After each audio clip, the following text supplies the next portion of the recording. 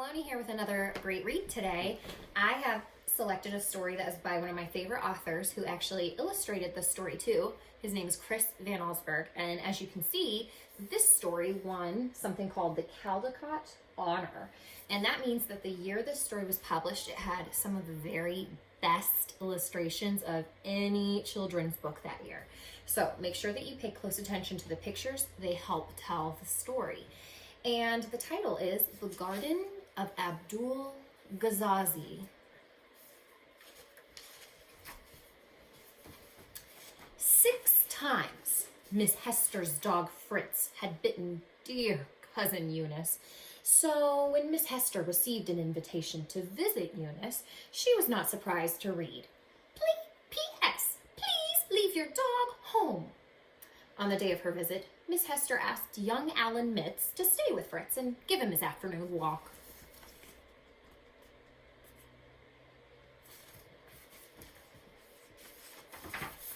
As soon as Miss Hester left, Fritz ran into the parlor. He loved to chew on the chairs and shake the stuffing out of the pillows. But Alan was ready. All morning long, he kept Fritz from sinking his sharp little teeth into the furniture. Finally, the dog gave up and fell asleep, exhausted. Alan took a nap too, but first he hid his hat under his shirt, hats being one of Fritz's favorite things to chew. Can you find Fritz?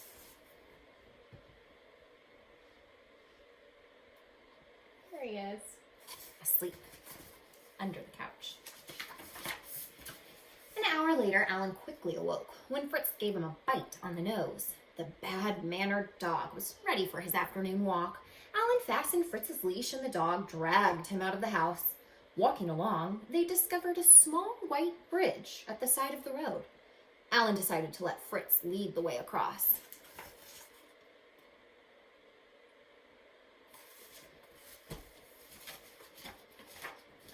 Some distance beyond the bridge, Alan stopped to read a sign.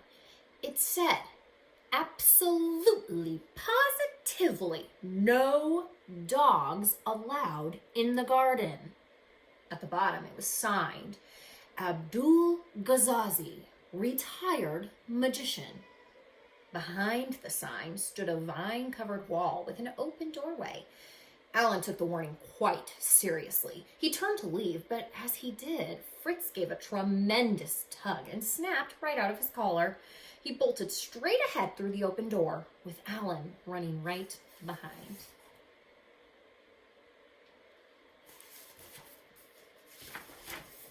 "Fritz! Stop, you bad dog!"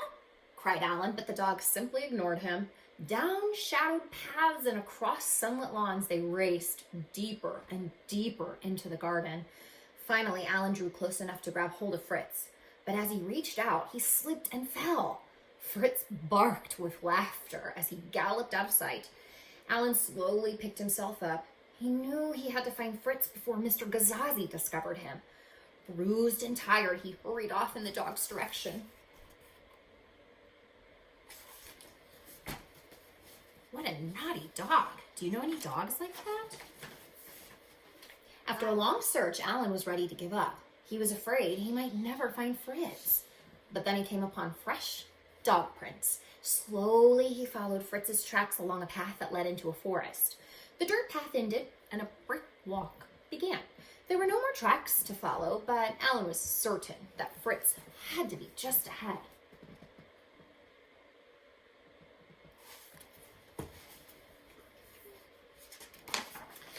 Alan started running. In front of him, he could see a clearing in the forest. As he came dashing out of the woods, he stopped as quickly as if he had run up against a wall. For there, in front of him, stood a truly awesome sight. It was the house of Gasazi. Alan nervously climbed the great stairs, convinced Fritz had come this way and been captured.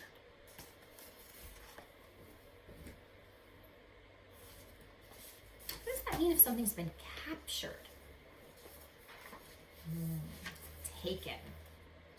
The boy's heart was pounding when he arrived at the huge door. He took a deep breath and reached for the bell. But before he touched it, the door swung open. There, in the shadow of the hallway, stood Gasazi the Great. "Greetings, do come in," was all that he said.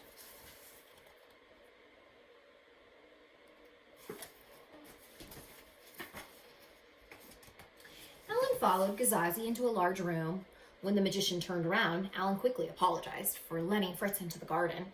He politely asked that if Mr. Gasazi had Fritz, would he please give him back? The magician listened carefully and then, smiling, said, "Certainly, you may have your little Fritzy. Follow me." With those words, he went to the door and led Alan back outside.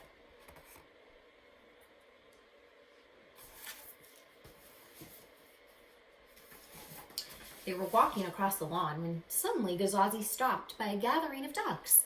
He began to speak in a voice that was more like a growl. "I detest dogs. They dig up my flowers. They chew on my trees. Do you know what I do to dogs I find in my garden?" "What?" whispered Alan, almost afraid to hear the answer. "I turn them into ducks," bellowed Gasazi. In horror, Alan looked at the birds in front of him. When one duck came forward, Gasazi said, "There's your Fritz." Alan begged the magician to change Fritz back. "Impossible," he answered. "Only time can do that. This spell may last years or perhaps just a day. Now take your dear bird and please don't come again."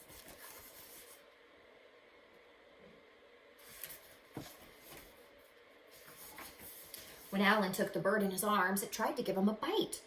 "Oh, good old boy," said Alan sadly as he patted the bird on the head. "You really haven't changed so much." With tears in his eyes, he started for home. Behind him, Alan could hear Gasazi laughing. As he approached the stairway, a gust of wind took Alan's hat sailing right off his head. Running along with one arm reaching for the hat, Alan lost his hold on Fritz. The duck flew out ahead and grabbed the hat in midair. But instead of landing, he just kept on flying, higher and higher, until he disappeared in the afternoon clouds.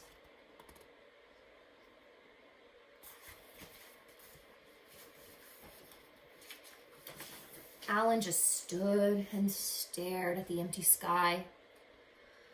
"Goodbye, old fellow," he called out sadly, sure that Fritz was gone forever. At least he had something to chew on. Slowly, one step after another, Alan found his way back to the garden gate and over the bridge.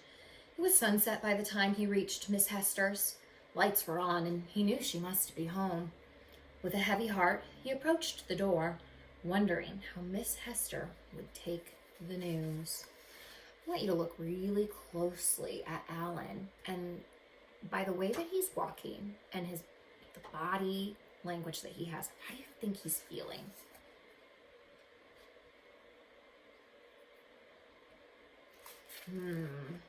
I'm inferring that he is feeling really bad, guilty, maybe a little bit worried and ashamed.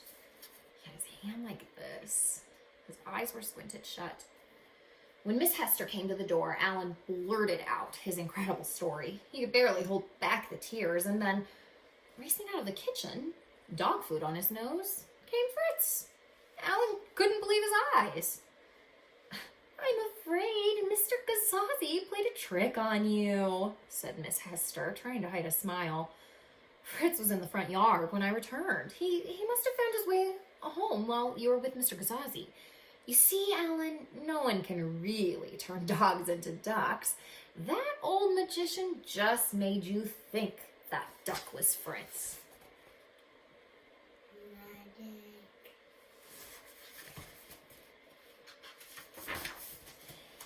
Alan felt very silly. He promised himself he'd never be fooled like that again. He was too old to believe in magic. Miss Hester watched from the porch as Alan waved goodbye and hurried down the road to go home. Then she called out to Fritz, who was playfully running around the front yard. He came trotting up the front steps with something in his mouth and dropped it at Miss Hester's feet. "Why, you bad dog," she said. "What are you doing with Alan's hat?"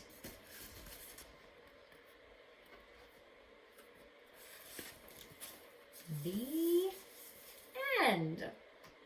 So, something kind of cool about Chris Van Allsburg's books are they're a little bit mysterious, and sometimes they end in a way that doesn't feel like an ending at all. So what do you think? Did Mr. Gasazi turn him into a duck, or was he just playing a trick on Alan? You as the reader get to decide. All right, until next time.